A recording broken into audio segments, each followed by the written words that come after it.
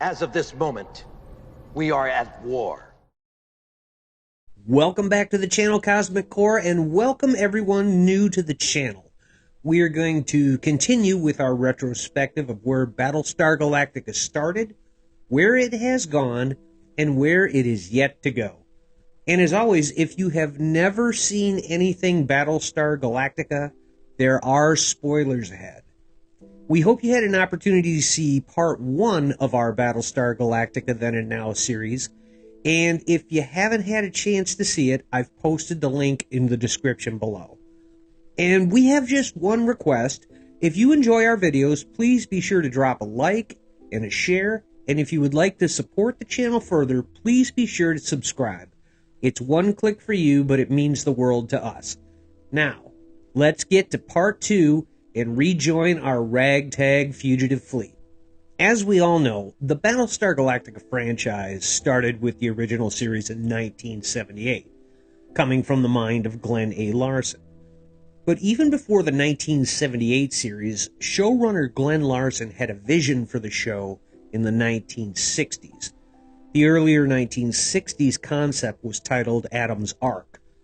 Although Larson had first proposed Adam's Ark in the late 1960s, it wasn't until 1978 and after the success of Star Wars at the box office that interest in Adam's Ark, with some modifications, were developed for ABC as Battlestar Galactica. Now, both the original series and Galactica 1980, as well as a series of book adaptations and other media, and of course, fan support, were the groundwork that was laid to revive the franchise in 2003 with the Battlestar Galactica miniseries. This miniseries functioned as a complete reboot rather than a sequel, and successfully spawned a full Battlestar Galactica TV series that ran for 4 seasons and told a complete story that saw humanity and the Cylons come to coexist on Earth. The original series still had its fans. I mean, guys like me. But it's the reboot that is the franchise's face at this point. It may share a name and general premise with the 1978 series, but Sci-Fi's Battlestar Galactica was a vastly different show, radically changing character genders and motivations, ditching the religious themes, and darkening the tone and topics made the new Battlestar much more than a mere remake.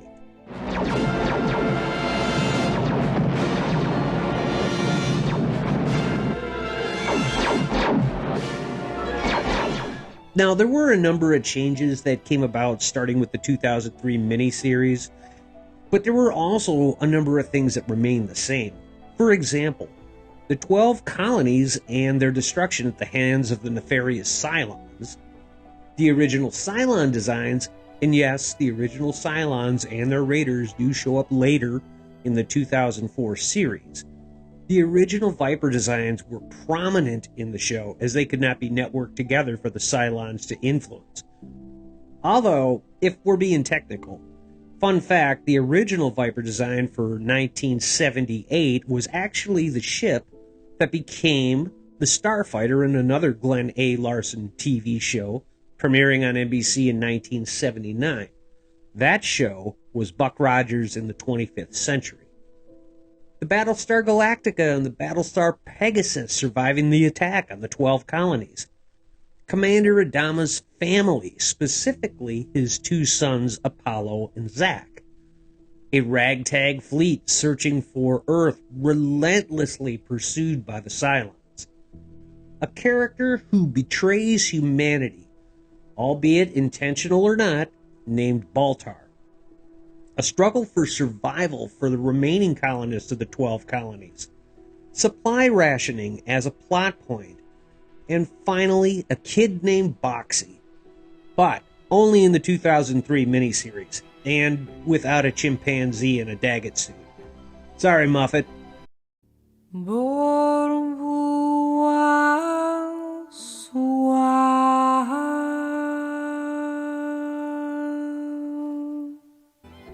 A smart change to the origin story of Battlestar Galactica's Cylons prevented the departure of actor Edward James Olmos, who portrayed Commander Adama in the rebooted series and substantially improved the show. Famously, the Blade Runner actor was drawn back to science fiction by the strength of showrunner Ronald D. Moore's storytelling. Olmos saw a connection between Ridley Scott's adaptation of Blade Runner from the Philip K. Dick novel that Blade Runner was based on, and Moore's story about humans versus Cylons as being rich human stories, rather than the corny sci-fi that Olmos had previously turned down. Olmos once told the AV Club that he specifically requested that his character, William Adama, be killed off should any four-eyed people, weird jellyfish people, or weird outer space people appear in the series. For him, it was the stripped-down human drama of Battlestar Galactica that won the revival, its considerable acclaim, and crossover appeal. In the original series, the Cylon Centurions were created by an extinct reptilian species of the same name. So the original Cylons' extinction meant that the human characters never met these reptile creatures, with the exception of the Cylons' Imperious leader. Or so we thought. The Imperious leader was not a living, breathing alien or the last of his kind. He was the most advanced Cylon at the time, whose outer shell reflected how the original reptilian Cylons looked. In changing the creators of the Cylons to being flesh and blood humans, Ronald D. Moore made Battlestar Galactica more relevant in the early 2000s. An ancient and unknowable alien race would never have had the same emotional power or dramatic resonance as humanity being the architects of their own downfall. Based on the path this show was going in 2003 and 2004, the Cylons, well, at least the more evolved human-looking models that the miniseries introduced, would be almost completely indistinguishable from humans. By updating the original show's reptile creators to more identifiable human characters, this brilliantly took the original show's core ideals and worked them to develop an updated story that continues to resonate 2 decades later. To get even deeper into a Cylon origin story for the 2004 Battlestar Galactica, and there is a lot when looking at the lore surrounding the Cylons and Ronald D. Moore's vision, we're going to do a complete Cylon origin video after our Then and Now series, due to just the scope of the Cylon lore in the 2004 series. But we'll touch on it briefly here, specifically talking about the humanoid Cylons presented in the show. The history of the humanoid Cylons in Battlestar Galactica was complicated and shrouded in mystery, even to the Cylons themselves. Understanding the 13 human-looking models was key in appreciating the complex nuances of Battlestar Galactica.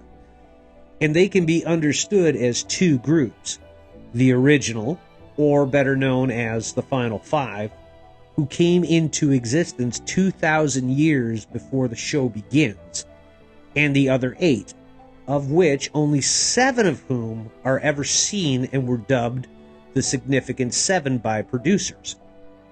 Most Cylons repeatedly took the same name, in addition to their model number designation, and became known by the humans by their name. For number 1, his name was John Cavil, played by Dean Stockwell. Cavil was the first Cylon model created by the Final Five in the Battlestar Galactica timeline, and he assisted in the creation of the other 7. Of all the Cylon models, John Cavil was by far the most vengeful and sadistic in his hatred of the humans and his Cylon creator. Although he didn't subscribe to the monotheistic religion of the other Cylons, he twice posed as a clergyman, possibly in mockery of the Cylon faith. During the Cylon Civil War in the 2004 series, the 4s and 5s, as well as one of the 8s, sided with John Cavill. The Cylon model number 2 became known as Leoben, and they were one of the more religious models, believing in the mysticism and spirituality rather than literal interpretations of Scripture. The number 3, Diana, were calculating, often manipulating humans and other Cylon models if they felt the situation warranted it. However, the Diana obsession with the Cylons' final 5 in Battlestar Galactica led to John Cavill boxing that particular model. The number 4s, often going by Simon O'Neill, were the medical specialists of the Cylons. The number 4s were the most machine-like of the Cylons, with a personality that was calm to the point of apathy. His use of logic and reason paired with his lack of emotional response made him appealing to the number 1s, who viewed the Simons as just a mere tool. The 5s, or Dorals, sided with the 1s and 4s during the Cylon divide. They were emotionally unstable and manipulative, switching from amiable and friendly to angry and violent. The Dorals had an everyman appearance, which made it easy for them to blend in with the fleet. The number 6s were different. They were the only Cylon model to show notable differences in appearance, with different hair colors and styles, as well as notable differences in personality. The 6s were also not known by any one particular name, but rather by different names for different copies, such as Natalie Faust or Shelley Godfrey. Each typically used seduction as a means of infiltration, and all the number 6s were deeply religious. They tended to feel sympathetic toward humans, and were part of the rebel faction in the Cylon Civil War. The number 7s, referred to briefly in Battlestar Galactica as Daniel, were sabotaged by the number 1s, John Cavill. They had been artistic and sensitive. This led to John Cavill becoming murderously jealous. He corrupted the amniotic fluid the Daniels were housed in, thereby eliminating them altogether. The number 7s never appeared in Battlestar Galactica. It was believed, however, they were named after Dr. Daniel Greystone, who created the first Cylon, as depicted in the Battlestar Galactica prequel series, Caprica. But more on him later. The number 8s, known as Sharon Valeri, were expert infiltrators, though they were also known to be more empathetic to humans, and the Athena copy was able to gain the trust of the humans who knew her to be a Cylon. Sharon Valeri, aka Boomer, on the other hand, was a sleeper agent in the Colonial Fleet as a Raptor pilot. After the Cylon attacks, she began to perform unconscious acts of sabotage. And then we get to the Final 5. The Final 5 were a group of ancient Cylons dating back to the time of humanity and humanoid Cylons on Kobol, 2,000 years before the 12 colonies. And just like in the current timeline of the show, 2,000 years ago on Kobol, there was a war where the machines created by man rose up against their creators. There was a recurring theme in the 2004 series that all this has happened before, all this will happen again. In an attempt to prevent this conflict from happening again, in a new human and Cylon conflict in the future, it was these ancient Cylons that made their journey from the planet they had settled after the exodus from Kobol, and journeyed to the 12 colonies to warn humanity to not repeat the mistakes of their own past. But the Final 5 were too late, as humanity and the Cylons were locked into what the series referred to as the First Cylon War. The Final 5 entered into an arrangement with the Cylons of the 12 colonies to create an armistice to end the war. And in exchange, the Final 5 would help the colonial Cylons to develop and evolve, sharing their technology surrounding resurrection. or the ability of a Cylon consciousness to be transferred from a destroyed body into a new one. This armistice lasted for 40 years, and nobody had heard or seen from the Cylons until the events of the 2003 miniseries, where the first humanoid-looking Cylons appeared. So, why did the Cylons reappear at all?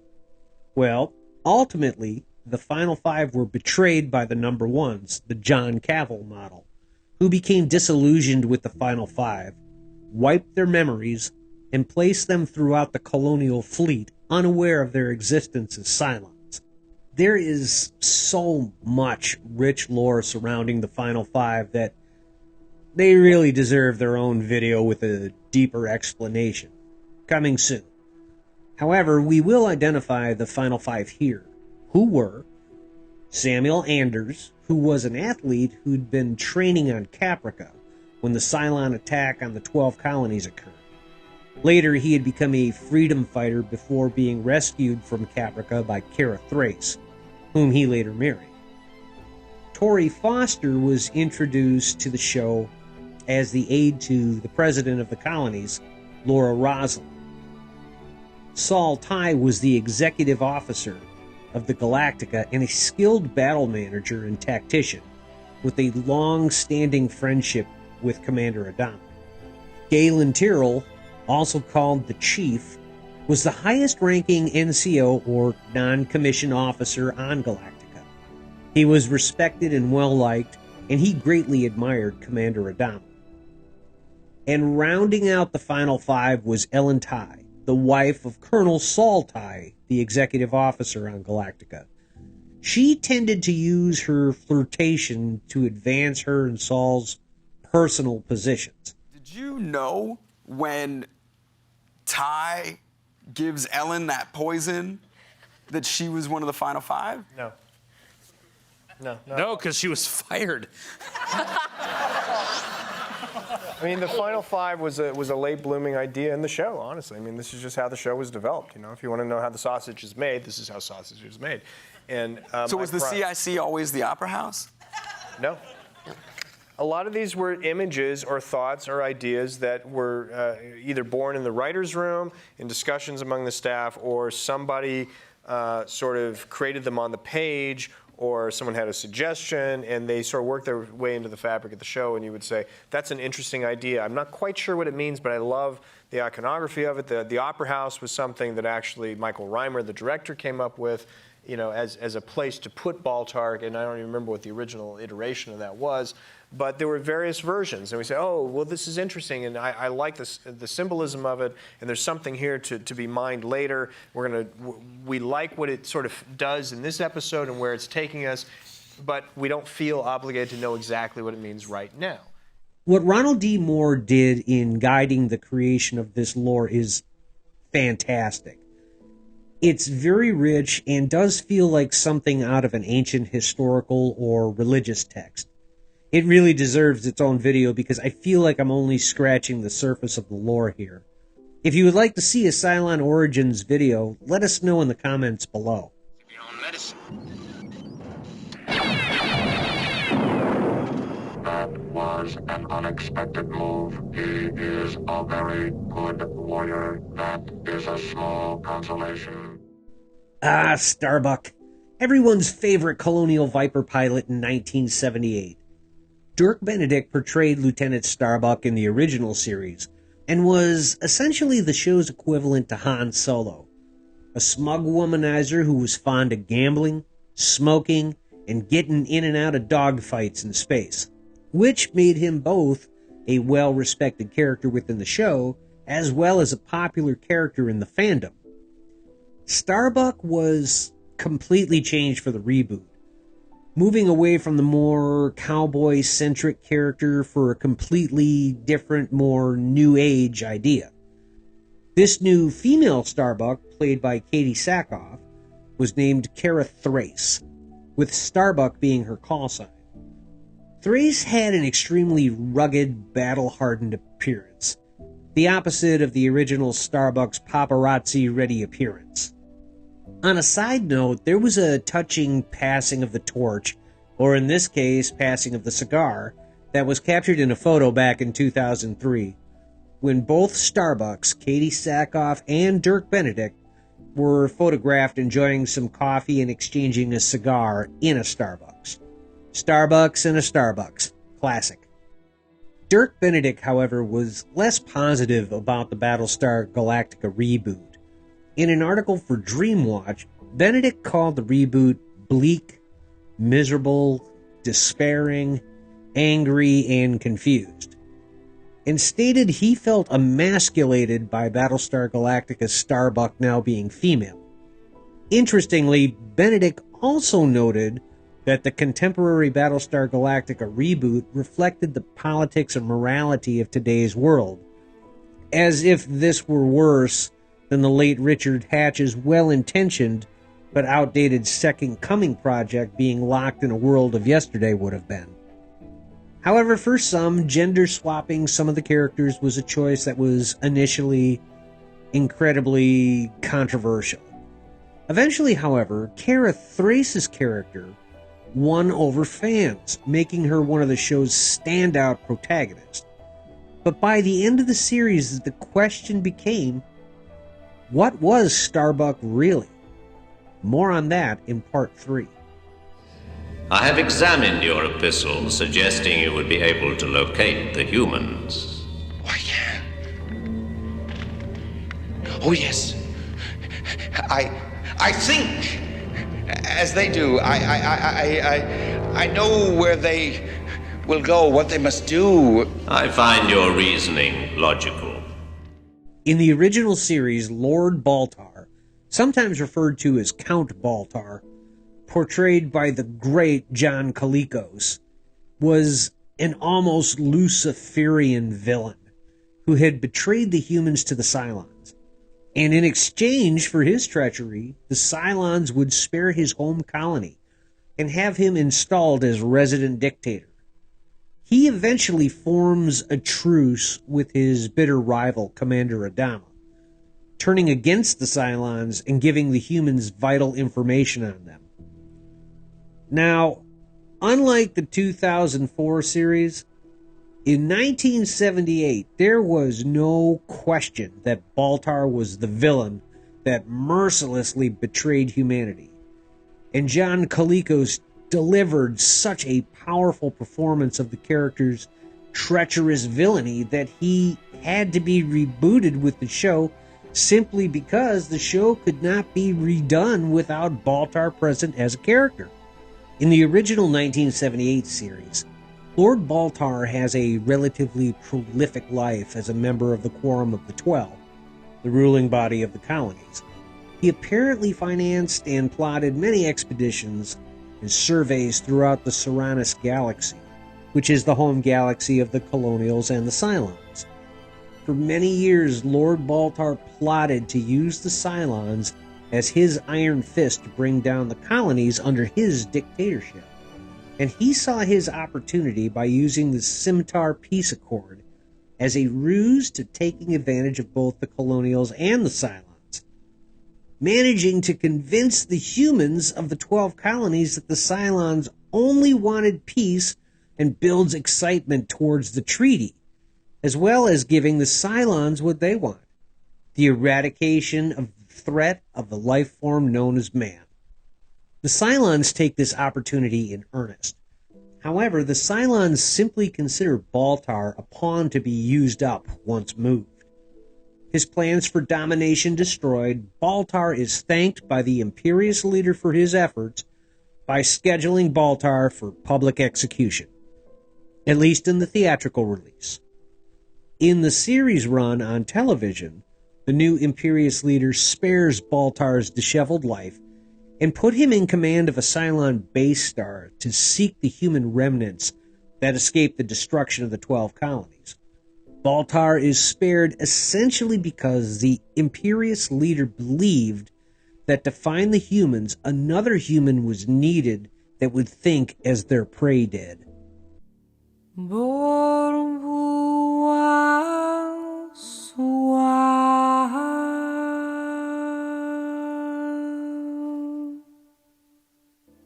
In the 2003 miniseries, we are once again introduced to Baltar. In this iteration of the character, James Callis portrays the reimagined Baltar. This time, however, he has a full name, Gaius Baltar, and he's portrayed as a doctor instead of a lord or a count. Self-serving and prone to act of cowardice, this character is a far cry from the intimidating villain of the original series. Instead, this version of Baltar was a staunch member of the human side, with his unintentional and brief assistance of the Cylons leading to his treachery instead of intentional treachery to the species. This character is a staunch atheist who eventually, as the series went on, converted from his atheistic ways and becomes a more compassionate character, but still remains a far cry from his characterization in the original series. This version of Baltar is from the colony of Arelon, who rose to prominence as he had formerly been a lead defense systems developer working for the Colonial Ministry of Defense as a decorated computer technology designer. It was during this time that he had become friends with President Richard Adar, the president of the 12 colonies. Due to his computer design skills, along with his friendship to President Adar, Baltar becomes responsible for the design of the new Critical Command Navigation Program, or CNP, which was deployed and integrated throughout the colonial fleet to network the fleet together. However, there were flaws within the CMP, and Baltar could not fix all of the flaws himself and asked his lover, the Cylon number 6, to fix almost half the base code within the CMP. When she rewrote the code, she got it up to 95% efficiency, but also put in backdoors that would allow the Cylons to shut down spacecraft fitted with the CMP. These backdoors allowed her unrestricted access to some of the most sensitive systems of the colonial defenses. It is in the final moments before the attack on Caprica that Baltar learns that his corporate spy lover is in fact a new type of Cylon, and comes to the realization that it was his infatuation with the number 6 Cylon that led to the colonial Holocaust. And now he must keep his unintended treachery hidden. After being rescued from Caprica, Baltar begins to become plagued by visions of the number 6 that only he can see and hear. But despite of this, he begins working to develop Cylon tracking devices after arriving at Galactica. Both iterations of Baltar are tragic versions of the same character, a fall from grace, if you will. But in the reboot, Baltar had some salvation at least. But the question still remains, what was Baltar ultimately? More on that in Part 3. And there you have it, Cosmic Core. We hope you have enjoyed Part 2 of our Battlestar Galactica Then and Now retrospective. And, as I mentioned at the beginning of the video, if you have not seen Part 1, I have posted a link in the description below. And I would like to thank all of our subscribers and viewers for your ongoing support to the channel. And if you enjoy the videos here, please remember to like, share, and don't forget to subscribe. It's one click for you, but it means the world to us. Remember, this channel belongs to all of us, and we hope you get as much enjoyment out of watching our videos as we have making them. So stay tuned. Part 3 of Battlestar Galactica Then and Now is coming soon. Have a great galactic day, Cosmic Core.